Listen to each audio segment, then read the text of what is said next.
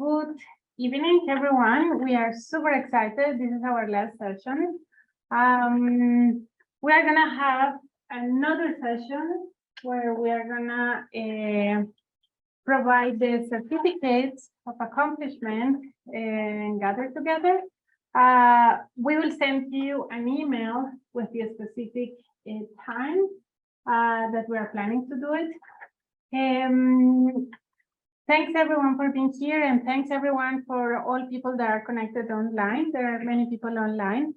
I'm very happy to introduce you to Dr. Katarina Meyer. She works with us in research. She is one of the principal investigators in some of the research that we do. She is a criminology and associate professor in the Department of Criminal Justice and the University of Winnipeg. She holds a PhD in criminology and social legal studies from the University of Toronto.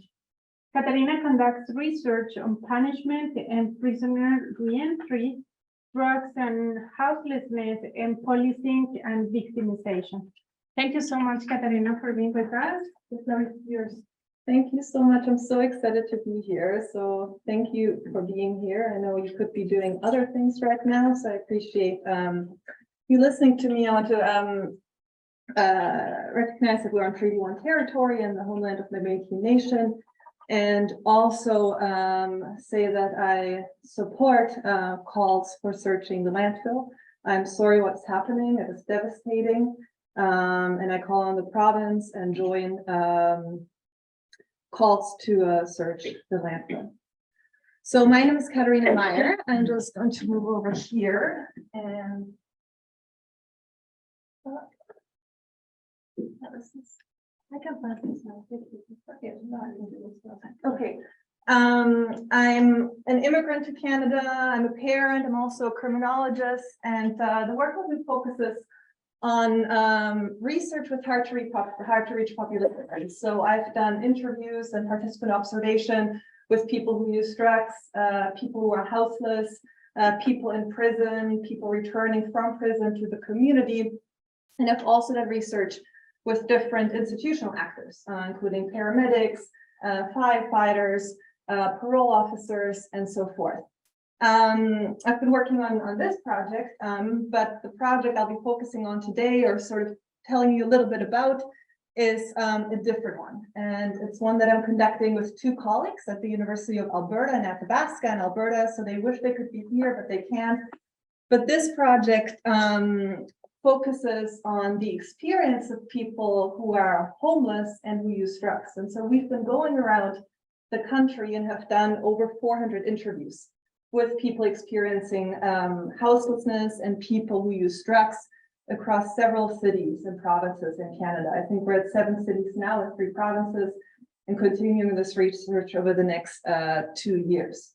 So when I talk about victimization and criminalization today, I'll draw quite a bit on that research. And I want to encourage you to ask lots of questions. So don't wait until the end to ask questions. Feel free to interrupt me as much as you want, and I hope this can be much more of a conversation and a dialogue rather than me lecturing to you. So also feel free to argue with me, to critique what I have to say, because that's helpful for me as well. Another question. Yes, please go ahead. Yeah. Have you done research with people on reserves too? No, we haven't. Yeah, so we've done it in urban centers on the streets. We never go through organizations. So we go to a city, we spend time on the streets and public parks, around libraries, public spaces, and meet people where they're at. We either approach them, or oftentimes people approach us. Like the small towns too? Yeah, so we've been to Lethbridge was probably the smallest town. And we've been to Kelowna, which is pretty small too. Not the reserves. Sorry, can you repeat the questions for people? Of course, yeah, thank you. Yeah, so the question was if we've done any on reserve research. And I was saying we haven't. We focused on different cities And the reason is, there's different reasons. First of all, some of the ethical issues would be different, and we're mindful of that as a team of 3 white researchers conducting this kind of work. Also, this research focuses specifically on more urban and mid-sized communities. So we wanted to have a particular focus rather than going too broad. If we wanted to expand it to reserves, we would want to have longer preparation, to partner, to have ethical and meaningful consultations, which look different than the research that we're currently The reason doing. why I say that is because like the majority of the people that are homelessness in the city are from the reserve, and you know, like basically that's it. No, I mean, I think you're making an excellent point, and I think it's important research. Sometimes people tell us about what you just said, sort of the movement from a reserve to a city. So we can get the experiences by conducting research within urban centers. But I think you're right. I mean, it's a good question, and it's You know, research that I that think communities is- too, like yeah. they end up homeless because like, for instance, my nephew is evacuated from the reserve, and then because someone complained about his, one of the other people in the hotel, Yeah, and they got him mixed up with the other person, they ended up kicking him and his children out of the hotel. And, you know, like, what, he didn't have nowhere else to go after that, yeah. so. That's, Well, I would be fascinated to hear more about after, I'll go through some of the work that we've done, and then maybe we can come back to your point. Yeah, but thank you for that. Any other questions? Before I sort of jump into the material. Okay. Just want to start very briefly, and I go through this relatively quickly. Why are we talking about criminalization and violence? In short, it's an important topic because it's a major concern for people experiencing homelessness, for people who use drugs, and for people living with HIV. And there's different reasons for that. I'll just go through a few here, and you might already be familiar with them. Injection drug use is a main contributor to the spread of HIV in Canada, and in particular in Manitoba. We know that people experiencing homelessness have high rates of substance use, and that includes injection drug use. We also know from research that homeless individuals have high risk of negative health outcomes, which includes high risk of HIV and other chronic health conditions, also drug poisoning. We also know from studies that people living with HIV face stigma and punitive policies. We know that drug enforcement has traditionally been a policing priority. So police have traditionally quite heavily focused on both people who use drugs and people who sell drugs. And we know that houses people's everyday survival activities, for example, sleeping in public, tenting, spending time in semi-public or public places, are often punished and criminalized. So when we put all this together, we see that a lot of behaviors such as drug use, illness, and homelessness can be criminalized and are criminalized. And so for people with intersecting realities, such as people who use drugs, people who are dealing with chronic health issues, and people who are precariously housed or unhoused, criminalization is a major concern, and they are at risk of criminalization. So it's important to talk about the following, which is sort of my agenda for today. I want to talk a little bit about what is criminalization, so just definitions, the effects of criminalization. I'll bring in some research examples from the project I was just telling you about, and then we'll sort of switch focus, and hopefully we'll have time to talk a little bit about street violence and victimization. So when I think of the two words, criminalization, violence, I don't just think of criminalization by police or the courts or corrections. I also want to know about violence on the streets and violence by the public against people who live on the streets or who use drugs. So I want to, hopefully cover quite a bit, even though, we can't get into everything. And then what I hope to conclude with is what are the implications of this knowledge for doing research? So what can we learn when we conduct research, such as interviews with criminalized and marginalized populations? Okay. So I want to spend just maybe a minute or two to ask, I'll move to a different side of the room. What does criminalization mean? So if you had to give a definition of criminalization or an example of criminalization, which can sometimes be easier, what would you say?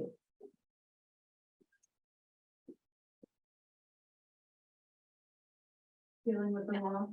Okay, amazing. Dealing with the law, exactly. So contact with the law. Anyone else? It's this really vague word and like a big word. But what might some examples be of criminalization? Yeah, go ahead. Read online, anyone breaks law. Okay. Yeah, so someone who violates the law. Yeah. Anyone else? Yeah, go ahead. Andy, making someone a criminal. That's an interesting one. Making someone a criminal. Okay. Maybe, yeah, go ahead. I think about the financial penalties associated with crimes. Mhm. Good, yeah, yeah. Yeah, so not just, oftentimes people think about prison incarceration as something that immediately comes to mind when we think about criminalization, but certainly there's more than just incarceration, such as financial penalties. Okay, I'll give you sort of the standard academic definition of criminalization, and then we'll go from there. So one definition is criminalization is the process by which behaviors become defined as criminal, therefore defining some people as criminals. So I underline define here because that's really the most important word. When we think about crime, we think about an act that is punishable by law. So we look to the criminal code and we can see, okay, what is punishable by law? Criminalization is a little bit different because it shows what is criminal is what we define as criminal. So when we think about criminalization, we recognize there's no act that is inherently criminal. Nothing is inherently criminal, but something becomes criminal when it is labeled as such. When society or people in power decide a particular behavior is now deemed criminal and demands a criminal response, such as arrest or incarceration. So in other words, criminalization is really fluid. It depends on how we define certain acts, and it also means that what is criminal can change. And that's important because especially when we talk about drug use, there's many times that we've seen changes to the criminalization of drugs. So what is considered criminal can change depending on a whole range of things, such as our societal values, police priorities. So our police focus at a particular time on drug trafficking or people who use drugs, institutional resources. So how many resources, how much funding is available, correctional policies, so correctional, I mean prison policies, and then of course, and one of you said that, laws, and that's probably the biggest thing. We can change the laws, and when laws are changed, it means new behavior becomes criminalized, or existing behavior that was previously criminalized can become decriminalized. So I'll give you an example, and it's probably the most recent example that is relevant for our purposes. So when we look at drug decriminalization, so think about British Columbia.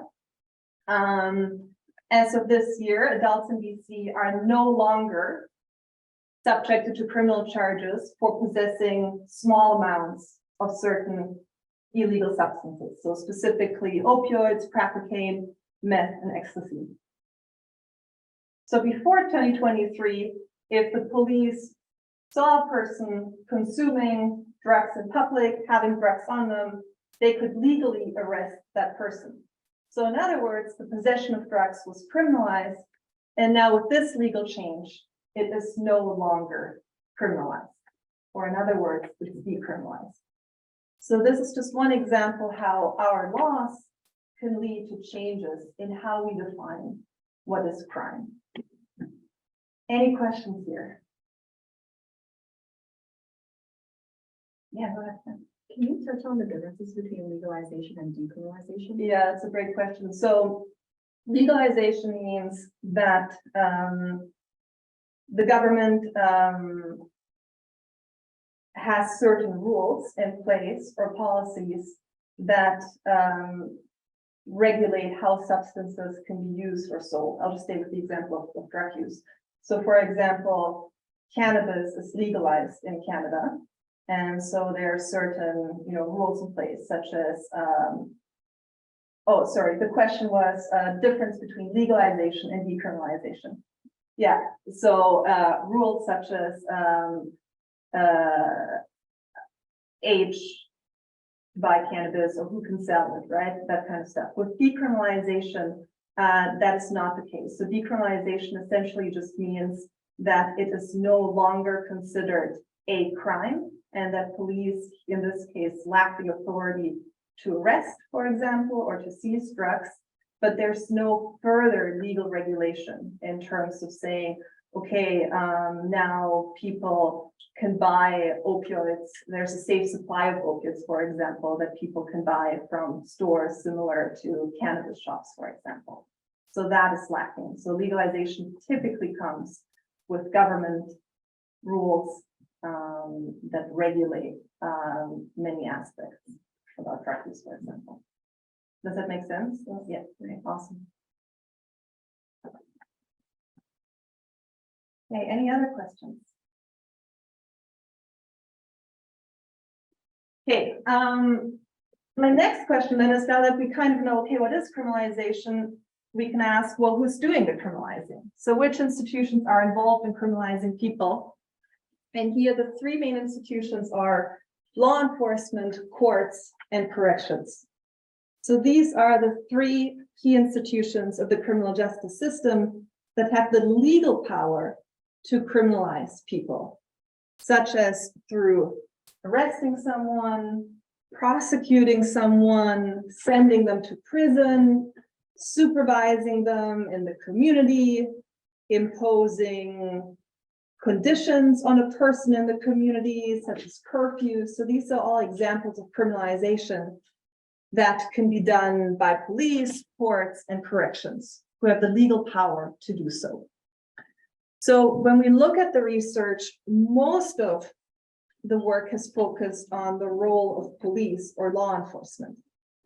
And that's really not surprising for different reasons. Most of us had contact with law enforcement in one way or another, not necessarily negative. Maybe it's just seeing a cop somewhere or being stopped or seeing a police officer at the superstore. So contact with police officers is relatively frequent. But what we know is that people who use drugs and people who are homeless have a higher rate of contact with law enforcement and face different risks when they have contact with police compared to other people. I would say that we in Winnipeg, we have the vet, so that's pretty much like, I call them fake police, but. Yeah. So people with the, that they're all that, like they do a lot that, they see it a lot at Central Portage Place, but not in. They act like they're high and mighty, but really they're just beyond cops or whatever, so. Yeah, thank you so much for bringing up the cadets. I'll actually come back to them later. But it's, yeah, we did interviews with folks here in Winnipeg and they called them the Smurfs. Because of their blue uniform, but also for the reasons that you said, yeah. But we'll come back to them because I wouldn't, because of their status, I wouldn't actually put them under law enforcement because like technically they're civilian personnel. But as you say, they act in the policing capacity. Yeah. So yeah. Okay. So let me give you an overview of some of the research on law enforcement and drug use. Okay. And again, I'm not going to cover everything, but just to highlight some interesting stuff. So pretty much most of the studies show that police presence and contact result in increased harm for people who use drugs.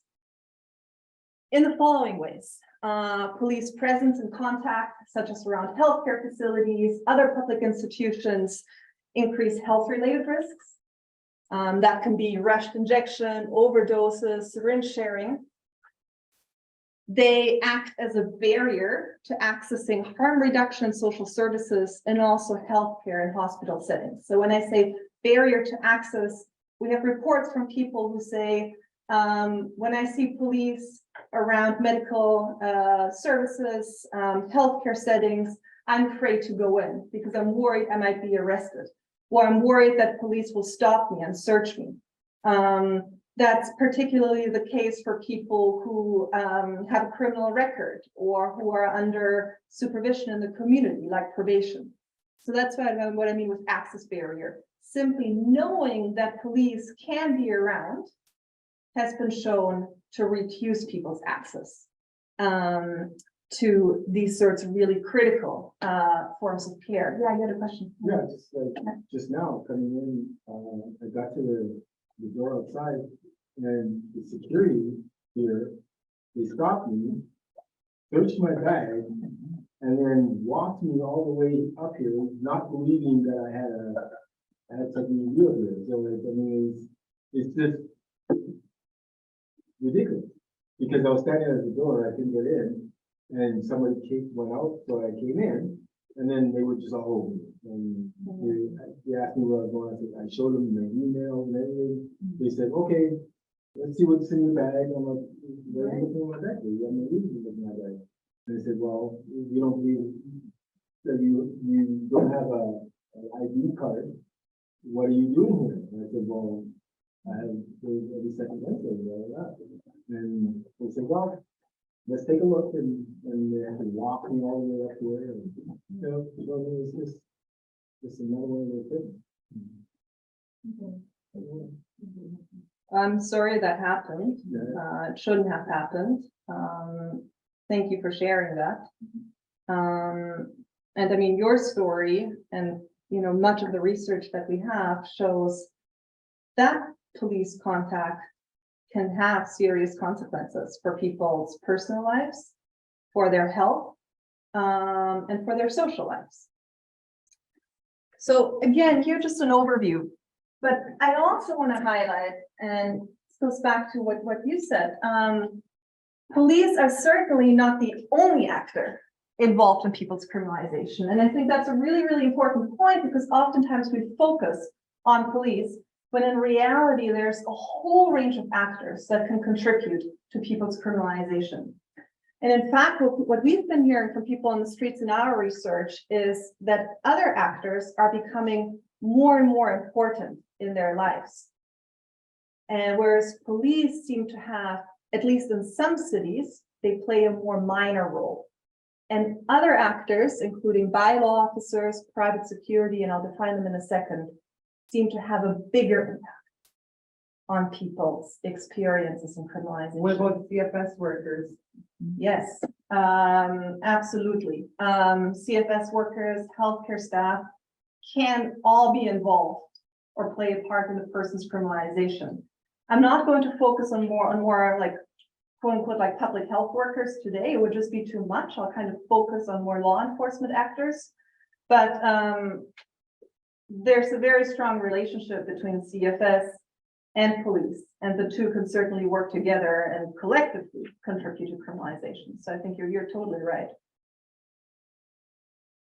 Well, yeah, because they label you, and then from that label, it follows you for the rest of your life.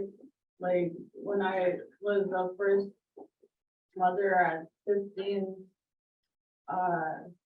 the CFS worker labeled me as a gang member, a prostitute, and just everything negative about me, and that followed me for the rest of my life. Yeah. And it's still, you know, like, that's bullshit. It is. And I mean, what you just said with labeling, I think that's a really good definition of criminalization. It's a form of labeling, and the label is extremely sticky. And, right, I mean, you might be labeled by a non-law enforcement agency, but they might contact police.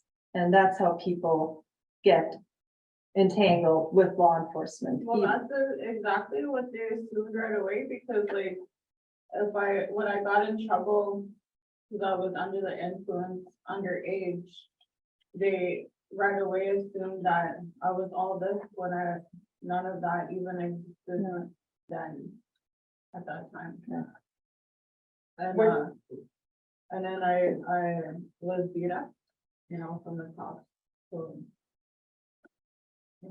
stuff like that. Yeah.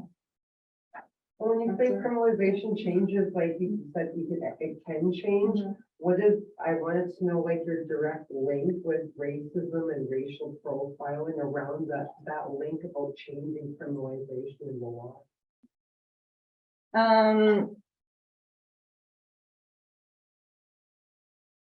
You mean whether sort of the targeting of certain groups can change, sort of is that? Yeah, and like what, like how come certain individuals are more criminalized than other groups of individuals? Why is that? What's the direct link with racism? If you guys studied this so much, was there an aspect that was contributed in that theory? Yeah, I mean, yes, I'll repeat the question. So the question was, talking about the impact of criminalization on racialized groups and why, I mean, what I'm hearing from you, what, we know from the research that racialized communities, indigenous communities are disproportionately targeted by police and the prison system and other actors that we see here on the slide. This is such a big question, so I'm going to try and like answer it in like 2 minutes, but I'm also happy to talk more about it after. There's historical reasons. When we look at the development of policing in Canada, it evolved as a anti-Indigenous militant organization. So again, like we can talk much more about the history, but there's historical roots that we can look at. We can also look at contemporary practices where we know that police practices tend to target certain groups more than others. So there are racialized sort of practices of racism, and which, the connection there is with police priorities. So police priority has traditionally focused on street crime. People using drugs on the street, people, houseless individuals, people engaging in minor crime, and people who face inequalities in society and inequities such as lack of housing, reduced access to formal education, might be more likely to engage in certain criminalized behaviors for survival. And so when police target these kinds of behaviors and also target neighborhoods that are home to racialized communities, more so than other communities, that can lead very quickly to racialized people being targeted more frequently and more intrusively.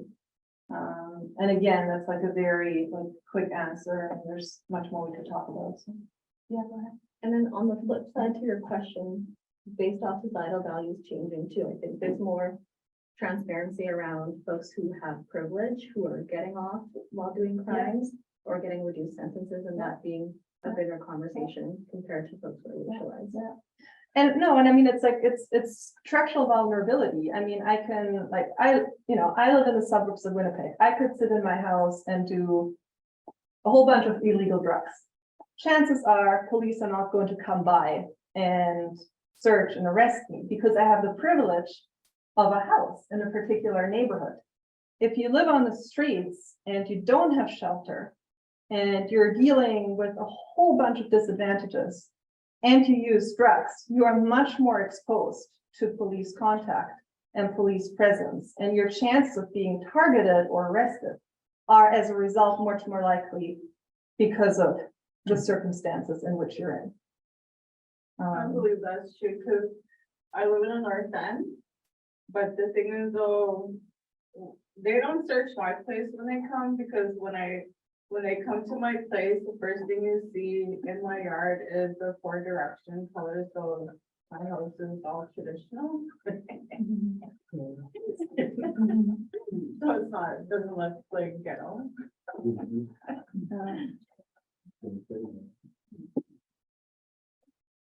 Okay, I want to focus or, talk about 2 examples. And the first one is bylaw officers and actually give you some interview quotes and, discuss them with you and see what you think. So we were just in Victoria, not even a month ago, where we conducted 65 interviews with people living on the streets. And so there's a street in Victoria, it's called Pandora. And you have tents on Pandora. People set up their tents there and they sleep there overnight. What happens is almost every morning between 6 and 8 o'clock, bylaw officers, so these are officers that work for the city, come with police. So these are the bylaw, here are the police, and here are the cleaning crews. They come every morning and make everyone put down their tent, pack everything up. And people are not allowed to put up their tent again until 7 o'clock at night. So every morning, people have to pack things up, leave, and are not allowed to come back until the evening. Most people we talked to, almost everyone, had really negative views and interactions with bylaw. So I want to give you 2 quotes of what people said and why they felt so negatively about them. So here we have Mike. So Mike is a man, he's in his 40s. And so I asked him about bylaw and he said, yeah, bylaw take away your stuff. They take everything away. That's all the person has, and they just throw it away. Another participant, we have Jared. Jared's in his 20s, and he says, a lot of people don't like bylaw. I can see why. It's weird seeing people throwing out everything that someone owns and smiling while they're doing it. And I can totally see how they can come across as people being assholes. So almost everyone we talked to had experience of bylaw simply taking their belongings. Either randomly, even when people were at their tent, bylaw would just impound their things, or because people were in a situation where they were not at their tent for the 10 minutes that bylaw came by because they were trying to get food or go see someone. And so bylaw would just pack everything up, their tent, their personal belongings, clothes, everything, and it was gone. So my question is, maybe we can discuss for 2 minutes. How do you think, in this case, bylaw might have contributed to Mike and Jared's criminalization?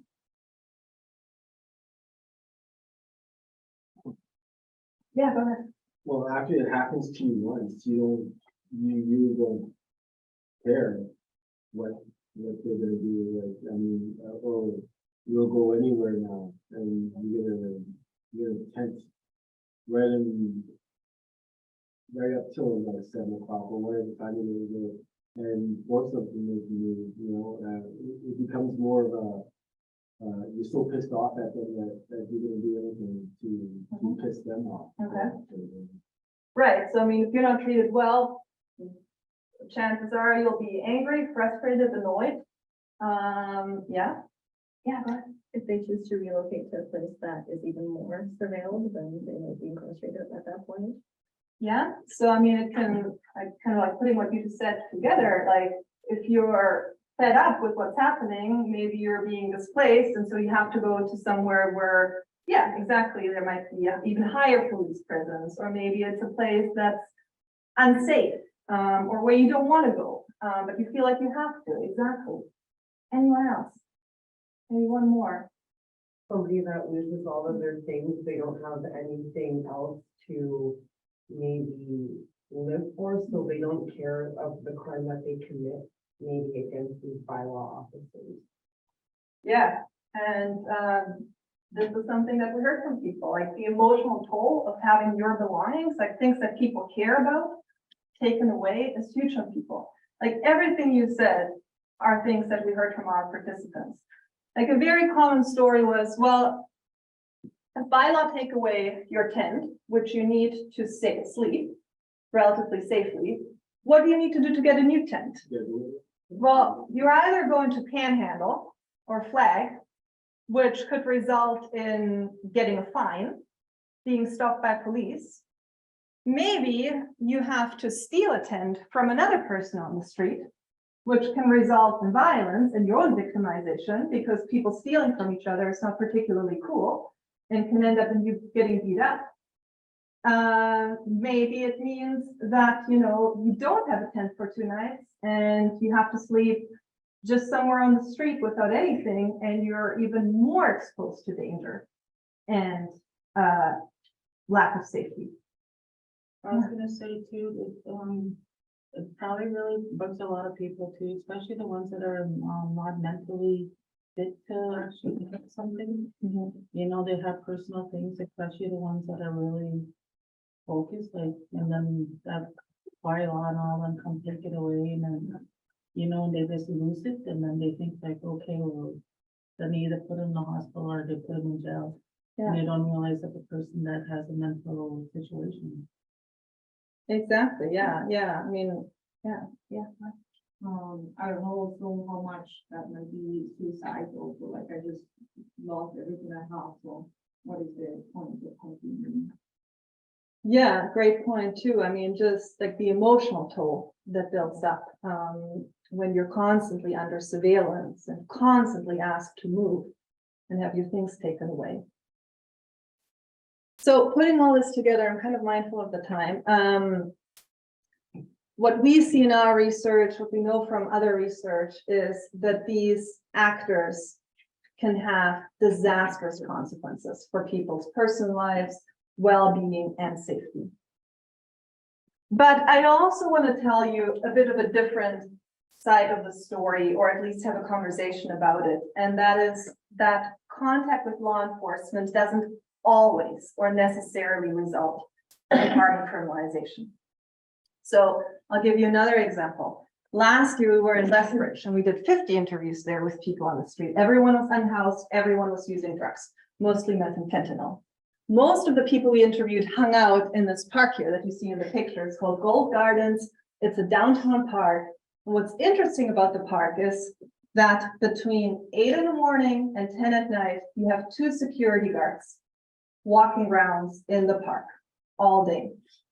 So naturally we asked, what do you think about the security people here?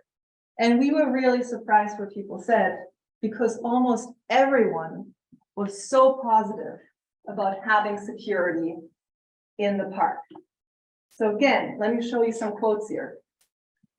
We have Chris, 18 years, he's saying some people that overdose in the park should say thank you or be grateful that security are there. Sometimes security are the ones that save their lives.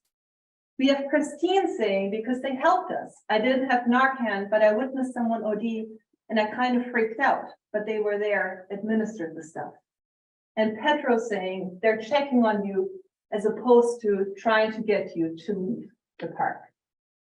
So again, I want to turn the question to you and say, now, when you look at these 3 narratives, why do you think Christine, Petro, and Chris view private security more positively in this case then?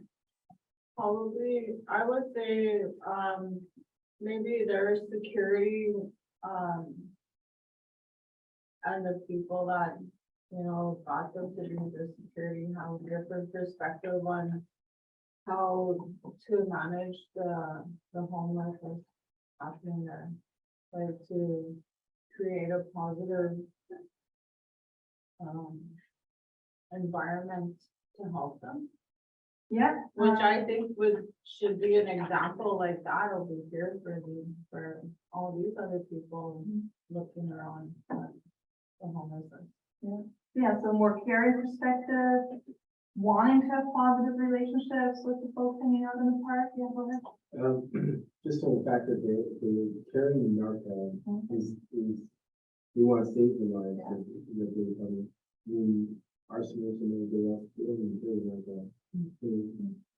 Yeah, that's, They don't Yeah. carry any of that. So the first thing they do is call 911 and they don't need to do that. Yeah, yeah. Like the incident with the bus driver, and when he left the woman in the back of the bus and she passed away because she OD'd, and he was just carrying on his duty. And so, and he didn't even know anything about narcotics or anything like that. Yeah. And he was picking up people, and then he should be aware about They that told too. him, but he didn't do nothing, no, Yeah. because the woman that was there all that time, she was dead. Yeah, that's horrible to hear in both stories. And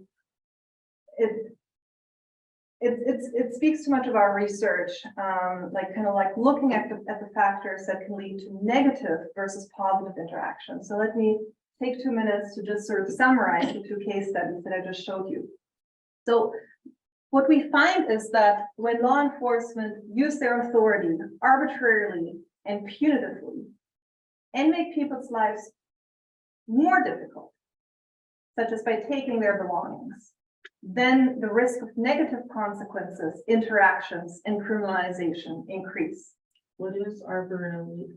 Oh, yeah, yeah, so kind of like at random. So like with bylaw, like sometimes they came at 6, sometimes they came at 8, sometimes they take your stuff, sometimes they just walk by and don't take it. Like there's no order and there's no rule or routine to it.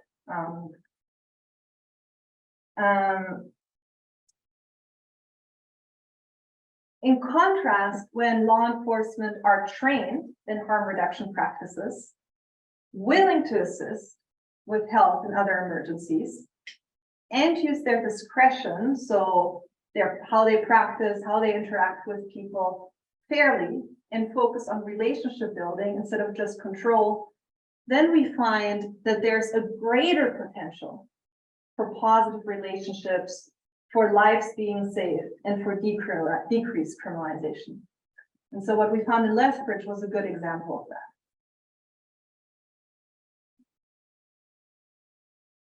How much time do I have left? That's fine. Okay, awesome. Okay. So what I'm going to do is I'll take maybe 5 minutes on the violence and victimization aspect, and then 5 minutes on the doing research, and then we can wrap it up. Okay. Second thing I wanted to talk about today is street violence and victimization. And again, just draw a little bit on our research. I do have quotes with me too, but I don't think I have time to go through them, so I'll just give you a brief overview. So people who are houseless, people who use drugs face increased risk of victimization, both within the street community, so from other people who live on the streets or other people who take drugs, and also from people outside the street community. So in other words, the public. What we find is that victimization safety threats from within the street community focus on the following: violence. So the risk of violence on the street is high, and violence can happen over drugs, drug territories or turfs, over gang-related issues, depending on the city, and simply also because somebody is having a bad day, which is, you know, not hard to imagine that if you have your stuff taken away, if you're sleeping rough, if you constantly have to watch your back and think about how to stay safe, how to avoid arrest, it's very likely that people are having bad days once in a while and may act out against other people. We all would, I think. Theft is an issue on the streets. We have lots of people telling us about theft both on the streets, so people taking each other's stuff, taking tents, taking belongings. We've also heard a lot about theft in shelters and temporary housing. And I would say we've actually heard more concerns about theft in shelters and temporary housing than for people living on the streets or in Kelowna. We were just in Kelowna. We spend most of our time in Tent City, so in places like encampments. And then drug-related violence, such as psychosis, paranoia, can also lead to violence on the streets. Some of these Yeah. people must be experiencing like, what do you call it? When you're in a relationship. Domestic violence and Yeah. stuff like that. Yeah, definitely. Yeah, domestic violence. Yeah. Yeah. Yeah, I could have put that on the slide. Thank you. So, yeah, definitely want to.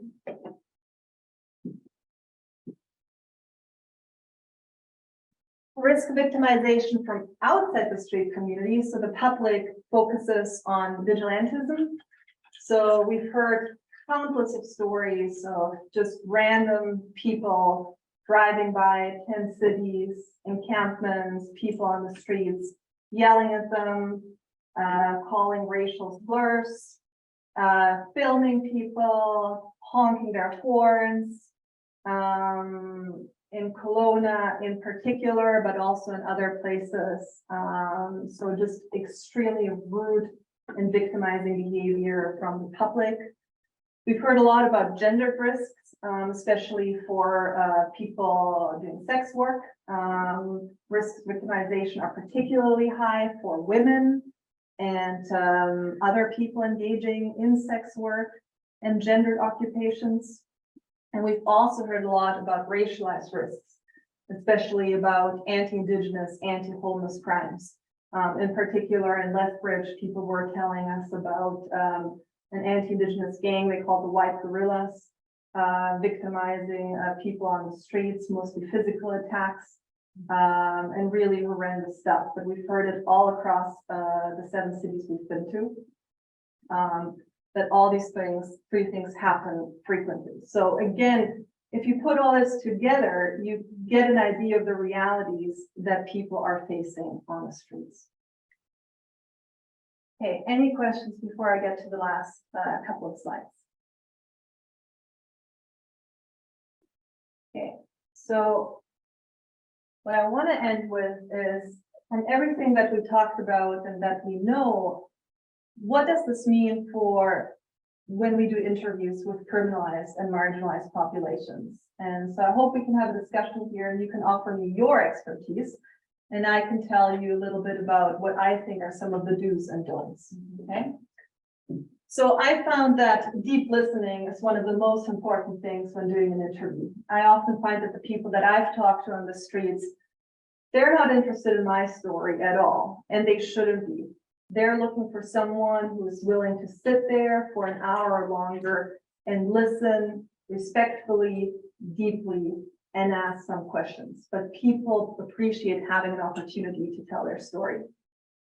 Obviously, super important to be non-judgmental when we hear about people having domestic encounters, engaging in sex work, or other occupations. It's just important to be non-judgmental. To be, supportive, to appreciate people's lives and what they're doing. Be trauma informed. So when people seem to be struggling emotionally, we never try to push people just to get an answer or just to, get the data. When people start tearing up or it's very clear and they're quiet and don't want to talk about a certain thing, move on, go to the next question, offer people that we can come back to the topic later if they wish, but we never try and push people to talk about their past experience, especially when they were traumatic for them. And then I have one here, and we call it sort of like be street smart. So researcher safety, when you're doing interviews, your own safety is important. Many people think that people on the streets are dangerous, that you are in danger when you're hanging out with them. I think that's a bunch of bullshit, to be honest. We've never had a safety encounter while doing our research. Still, it's important to be street smart. And when you're getting feeling that maybe this is not a good interaction or the person perhaps is not having a good day, they simply need a break. It's important to say, it's okay, we can end the interview. Maybe we can meet again tomorrow. Maybe we can take a break. So be smart about your own safety. Trust your intuition. So sometimes we've had an intuition in the field where we kind of feel, oh, this interview isn't going in a good direction. And so we may stop it and offer the person to come back the next day, just because you might get a feeling that the person is not having a good day. They might be coming off drugs. They might have other more immediate needs that they want to tend to. Some other do's, we find that open-ended questions work the best, especially when they're phrased in a very simple way and allow people to volunteer sharing their stories and past experience. So, for example, when I ask about security, I typically just ask, what is security like here? Or I might just ask a very simple question like, what are the cops like? And then people typically start telling stories and start talking about their own experience.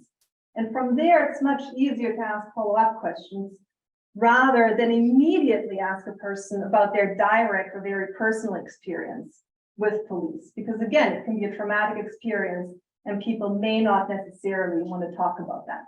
So having very open-ended, simple questions gives people the opportunity to talk about what they feel comfortable. Another one is when I talk about victimization and violence, I never ask, oh, can you tell me about a time that you were punched on the street or that you were sexually assaulted? I would never ask that kind of question. I typically just ask, how safe do you feel? Or what do you do to keep yourself safe? And then typically people volunteer the information that they feel comfortable with. And I think it's also important to understand that people's stories are not always straightforward. And indeed, our views and our actions can appear quite contradictory. So we often hear people saying, I feel super unsafe on the street. I'm scared on the street, but I won't go into a shelter and I'm not going to accept temporary housing. And so these two things can seem contradictory because you might ask yourself, well, if you're unsafe on the street and you're being offered housing, why are you not taking it? And so in these situations, it's important to probe and to understand why a person may choose to stay on the streets, even when they're feeling unsafe. Some of the don'ts, we never ask about people's past crimes or criminal histories. I don't think this information has any relevance for understanding people's experiences with homelessness, drug use, chronic illness. It can be an extremely stigmatizing question, and it doesn't offer us any important context to understanding people's experiences. Again, oftentimes people volunteer the information, but we never ask. Don't ask people to snitch on their friends, and that includes dry snitching. So again, like trust on the streets can be low. People might be worried about their safety. So it's important not to push people to snitch on their friends or reveal information that may put them at risk. Again, I already said that, don't push participants if they're emotionally struggling. And then the last point that I think is very important is don't assume. So an example, when we went to Lethbridge and we saw private security, we sort of assumed that people probably have negative relationships with private security. And the reason is because all the research tells us that interactions between security and people on the streets are negative and harmful. And to our surprise, we heard a completely different story. And there are other examples like that. So it's important not to assume certain things, how people might feel about police, how people might feel about law enforcement, but to listen deeply and sort of try to get the full story. So here's a summary of what we talked about. Criminalization is a complex process. There are many actors involved in a person's criminalization. We find that when the focus is on harm reduction and care rather than control, relationships can get better. You see high potential for violence and victimization on the streets, and deep listening and open-ended questions allow people to share their past experience and guide the conversation, and sort of be in control of the conversation. So I'm going to stop here. I'd love to have more questions, comments, thoughts. Thank you for your time. Here's my.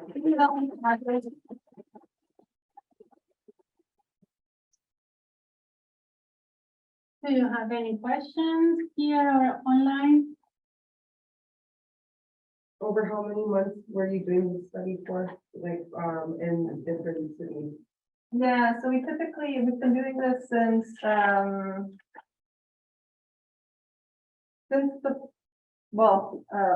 my colleagues started the interviews in Edmonton and Calgary just before the pandemic.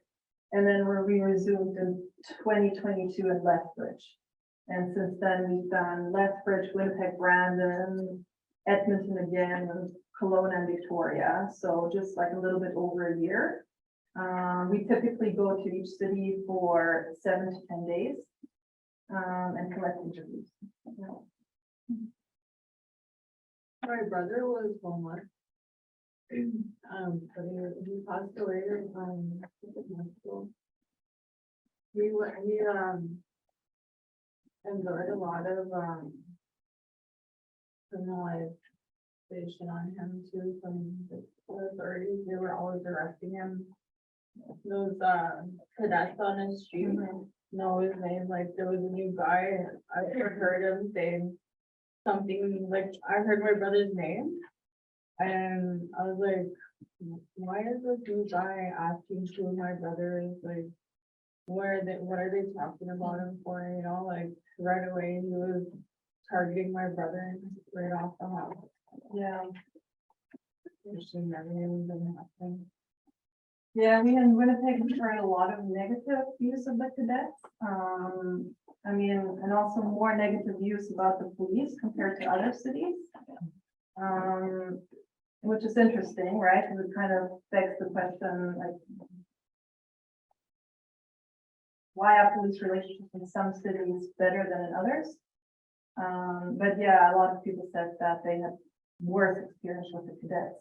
What I don't understand too is like with all this talk about reconciliation and everything like that, how come they're not changing? Or I don't understand. Yeah, yeah, I mean, I think there's been some changes. I mean, there's been a lot of talk about detasking police and moving certain police responsibilities to other agencies, like community organizations, social service agencies. So I think there's some movement, but sorry? Yeah. For like a month or 2 months. Yeah, that's, no, there's certainly a lot of problems. Yeah. You have your online classes based on.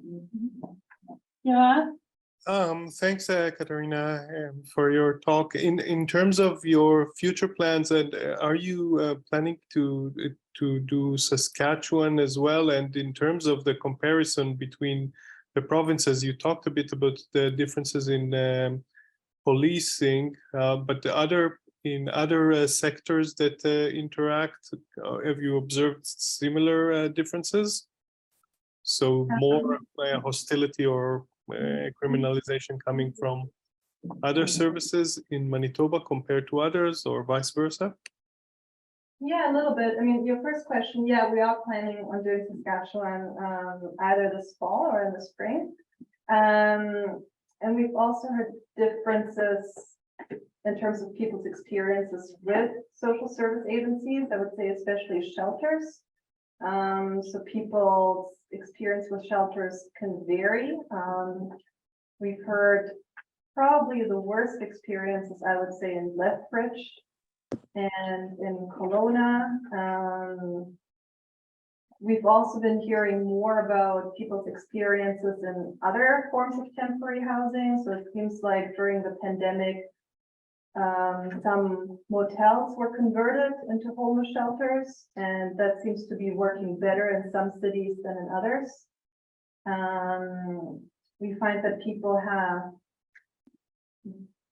different experiences with harm reduction agencies. So in Lethbridge, for example, we found that people were very, very positive about the safe consumption site until it closed down in 2020.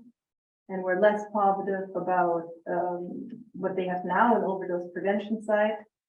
So, I mean, yeah, there are definitely differences. I mean, I think it's harder, a little bit harder to identify why these differences exist. I think you would probably have to take a much closer look at how different social service agencies function, exactly how they interact with people, what sort of services they offer.